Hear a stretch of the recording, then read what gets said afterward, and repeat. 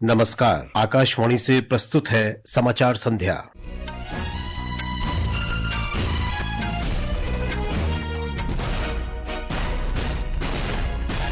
Bharatiya Janata party ने दिल्ली विधानसभा चुनाव में आम आदमी पार्टी को हराकर 27 वर्ष बाद सत्ता में वापसी की। भाजपा ने 70 में से 48 सीट जीती। प्रधानमंत्री नरेंद्र मोदी ने भाजपा को शानदार और ऐतिहासिक जीत दिलाने के लिए दिल्ली के लोगों को धन्यवाद दिया। कहा, देश तुष्टीकरण की बजाय संतुष्टीकरण की नीति अपना रहा है। प्रधानमंत्री ने राष्ट्रीय राजधानी में विश्व स्तरीय शहरी अवसंरचना प्रदान करने का आश्वासन दिया। दिल्ली विधानसभा चुनाव में प्रमुख विजेताओं में भारतीय जनता पार्टी के प्रवेश वर्मा, विजेंद्र गुप्ता, कपिल मिश्रा और आम आदमी पार्टी की आतिशी तथा सोमदत्त शामिल। आम आदमी पार्टी प्रमुख अरविंद केजरीवाल, मनीष सिसोदिया और सौरभ भारद्वाज, कांग्रेस के संदीप दीक्षित और भाजपा के रमेश बिधोड़ी चुनाव हारने वालों में शामिल। गजा में युद्ध विराम समझौते के अंतर्गत 5वीं अदला बदली में हमास ने 183 फिलिस्तीनी कैदियों के बदले 3 और इस्राएली बंधकों को मुक्त किया। और Indian super league football tournament में हैदराबाद फुटबॉल क्लब ने मोहम्मडन स्पोर्टिंग क्लब को 3-1 से हराया। ईस्ट बंगाल और चेन्नईयन फुटबॉल क्लब का मैच जारी। समाचार संध्या के साथ मैं विशाल शर्मा। भारतीय जनता पार्टी ने 27 वर्ष बाद दिल्ली विधानसभा चुनाव में स्पष्ट बहुमत हासिल कर लिया है। पार्टी ने आम आदमी पार्टी को हराकर 2/3 से अधिक सीटें जीत ली हैं। 70 सदस्यीय विधानसभा में भाजपा ने 48 सीटें जीती हैं। आम आदमी पार्टी केवल 22 सीट ही जीत सकी है। प्रमुख विजेताओं में नई दिल्ली से भाजपा के प्रवेश वर्मा, जंगपुरा से तरविंदर सिंह मारवाह, रोहिणी से विजेंद्र गुप्ता, करावल नगर से कपिल मिश्रा, राजौरी गार्डन से मनजिंदर सिंह सिरसा, गांधीनगर से अरविंदर सिंह लवली, बिजवासन से कैलाश गहलोत, ग्रेटर कैलाश से शिखा रॉय, मोती नगर से हरीश खुराना, शकूर बस्ती से करनैल सिंह और कस्तूरबा नगर से नीरज बैसोया शामिल हैं। आम आदमी पार्टी के लगभग सभी प्रमुख नेता चुनाव हार गए हैं।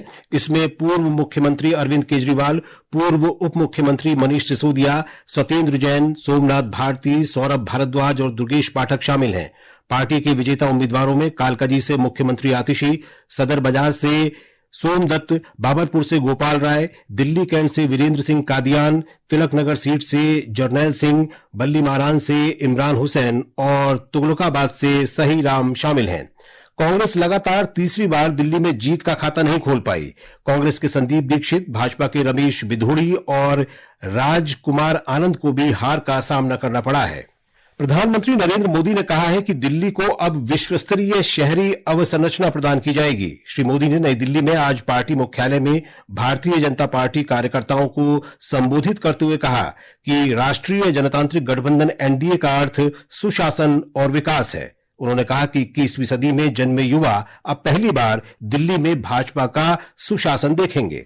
दिल्ली की युवा पीढ़ी 21वीं सदी में पैदा हुए साथी अब पहली बार दिल्ली में भाजपा का सुशासन देखेंगे। आज के नतीजे दिखाते हैं कि भाजपा की डबल इंजन सरकार के लिए देश में कितना भरोसा है।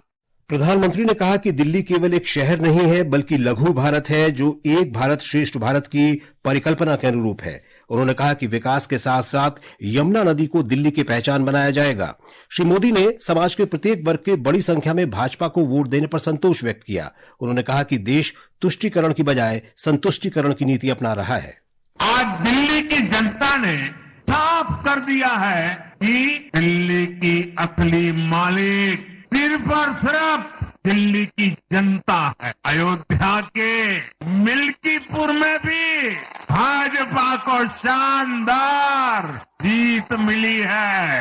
भारी संख्या में भाजपा के लिए मतदान किया है, अभूतपूर्व विजय दिया है। आज देश तुष्टीकरण नहीं बल्कि भाजपा के संतुष्टीकरण की पॉलिसी को चुन रहा है। प्रधानमंत्री ने यह भी कहा कि दिल्ली की महिला मतदाता भाजपा की ढाल बन गई हैं।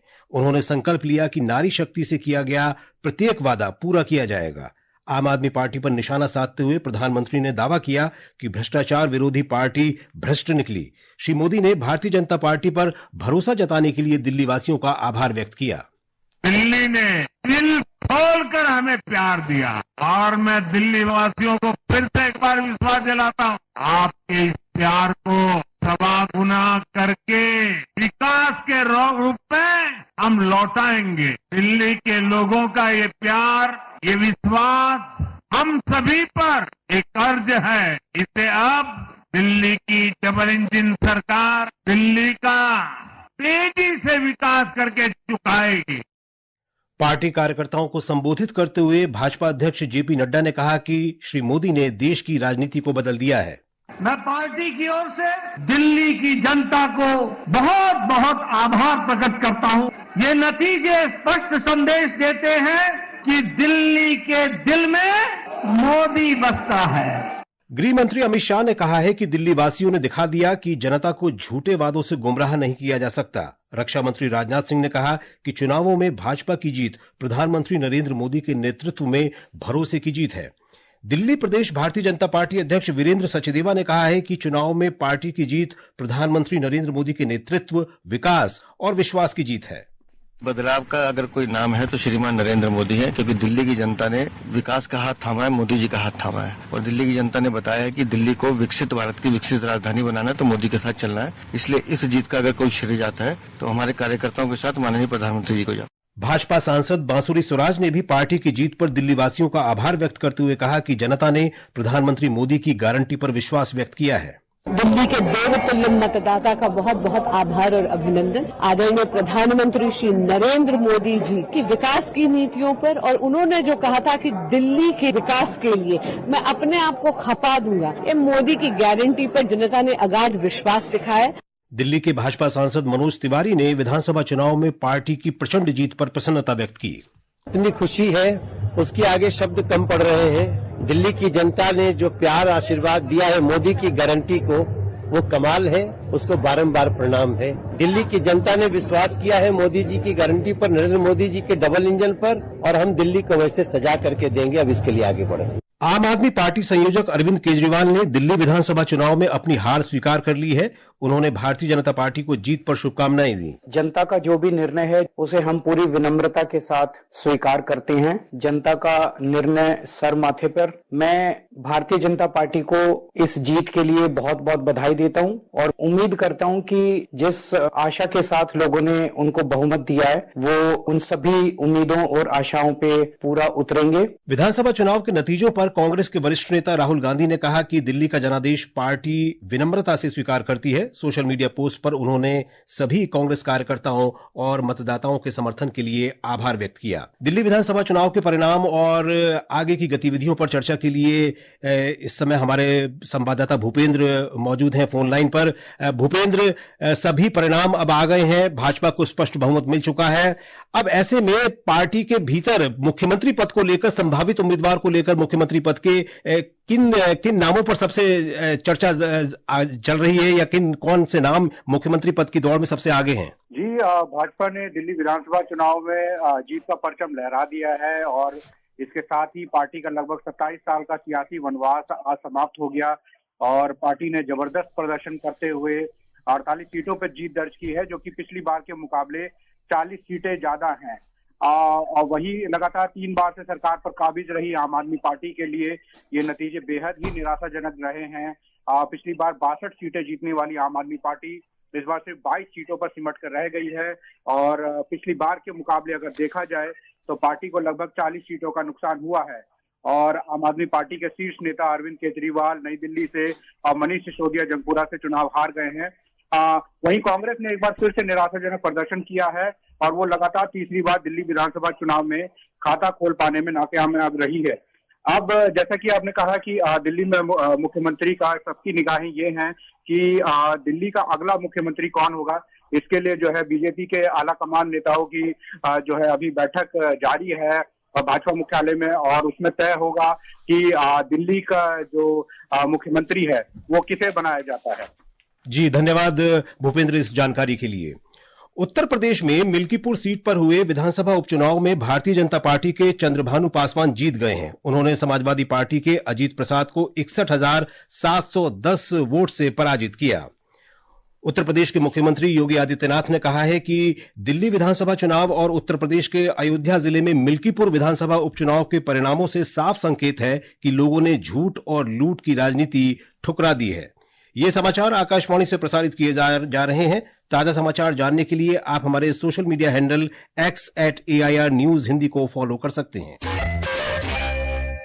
समाचार संध्या में आपका फिर स्वागत है। गाजा पट्टी में हमास की ओर से 3 इस्राएली बंधकों को रिहा करने के बाद इसराइल ने भी 183 फिलिस्तीनी कैदियों की रिहाई की है। आज रिहा किए गए फिलिस्तीनी कैदियों में 7 अक्टूबर 2023 को इसराइल पर हमास के हमले के बाद से विभिन्न आरोपों में गिरफ्तार व्यक्ति शामिल हैं।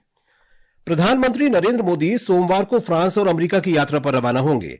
हमारे संवाददाता ने बताया है कि उनकी ये यात्रा विशेष रूप से आर्टिफिशियल इंटेलिजेंस, रक्षा, व्यापार और सामरिक भागीदारी पर केंद्रित होगी। प्रधानमंत्री की 10 से 12 फरवरी तक फ्रांस यात्रा फ्रांस के राष्ट्रपति इमैनुअल मैक्रों के निमंत्रण पर हो रही है। उनकी इस यात्रा के दौरान एक महत्वपूर्ण कार्यक्रम आर्टिफिशियल इंटेलिजेंस एक्शन शिखर सम्मेलन है, जिसमें विश्व भर के नेता AI संचालन के भविष्य पर विचार विमर्श करेंगे। भारत और फ्रांस के नेताओं के बीच रक्षा, व्यापार, ऊर्जा सहयोग और द्विपक्षीय संबंधों को मजबूत करने के मुद्दों पर भी चर्चा होगी। श्री मोदी की फ्रांस यात्रा के दौरान मार्शिले में नए भारतीय वाणिज्य दूतावास का भी उद्घाटन होगा। श्री मोदी राष्ट्रपति मैक्रो के साथ अंतर्राष्ट्रीय थर्मोन्यूक्लियर एक्सपेरिमेंटल रिएक्टर का भी दौरा करेंगे। फ्रांस में अपने कार्यक्रमों के बाद प्रधानमंत्री मोदी 12 फरवरी को 2 दिन की यात्रा पर अमेरिका जाएंगे। उनकी इस यात्रा के दौरान व्यापार, रणनीतिक सहयोग और प्रौद्योगिकी साझेदारी के साथ साथ क्षेत्रीय सुरक्षा पर भी संवाद होगा। प्रधानमंत्री मोदी का अमेरिका के व्यापार प्रमुखों और भारतीय समुदाय के साथ मुलाकात का भी कार्यक्रम है। पेरिस से राजा दुरई की रिपोर्ट के साथ सरफिरोजी। और अब खबरें महाकुंभ से।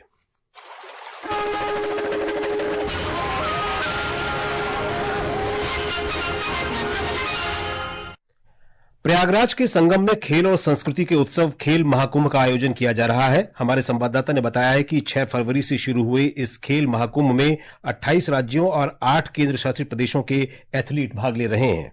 7 दिनों तक चलने वाले इस खेल महाकुंभ में पारंपरिक खेल जैसे कबड्डी, कुश्ती, खो खो, तीरंदाजी और योग जैसी खेलों को शामिल किया गया है। पूर्व केंद्रीय मंत्री अनुराग ठाकुर प्रयागराज में चल रहे इस खेल महाकुंभ में आज शामिल हुए। उन्होंने कहा कि केंद्र सरकार की प्राथमिकता पारंपरिक खेलों को अंतर्राष्ट्रीय स्तर पर ले जाना है। इस खेल महाकुंभ में देश भर के कई खिलाड़ी विभिन्न पारंपरिक खेलों में अपनी प्रतिभा का प्रदर्शन कर रहे हैं। इसके माध्यम से पारंपरिक खेलों को बढ़ावा देने के साथ साथ युवा प्रतिभाओं को आगे बढ़ने का एक बेहतरीन मंच प्रदान किया जा रहा है। दीपेंद्र कुमार, आकाशवाणी समाचार, Prayagraj. Indian super league football प्रतियोगिता में आज हैदराबाद में हैदराबाद फुटबॉल क्लब ने मोहम्मडन स्पोर्टिंग क्लब को 3-1 से हरा दिया। कोलकाता में एक अन्य मैच में ईस्ट बंगाल और चेन्नईयन FC के बीच मुकाबला जारी है। और अब अंत में मुख्य समाचार एक बार फिर। भारतीय जनता पार्टी ने दिल्ली विधानसभा चुनाव में आम आदमी पार्टी को हराकर 27 वर्ष बाद सत्ता में वापसी की। भाजपा ने 70 में से 48 सीटें जीती। प्रधानमंत्री नरेंद्र मोदी ने भाजपा को शानदार और ऐतिहासिक जीत दिलाने के लिए दिल्ली के लोगों को धन्यवाद दिया। कहा, देश तुष्टीकरण की बजाय संतुष्टीकरण की नीति अपना रहा है। प्रधानमंत्री ने राष्ट्रीय राजधानी में विश्व स्तरीय शहरी अवसंरचना प्रदान करने का आश्वासन दिया। दिल्ली विधानसभा चुनाव में प्रमुख विजेताओं में भारतीय जनता पार्टी के प्रवेश वर्मा, विजेंद्र गुप्ता, कपिल मिश्रा और आम आदमी पार्टी की आतिशी और सोमदत्त शामिल। इसके साथ ही समाचार संध्या का ये अंक समाप्त हुआ। नमस्कार।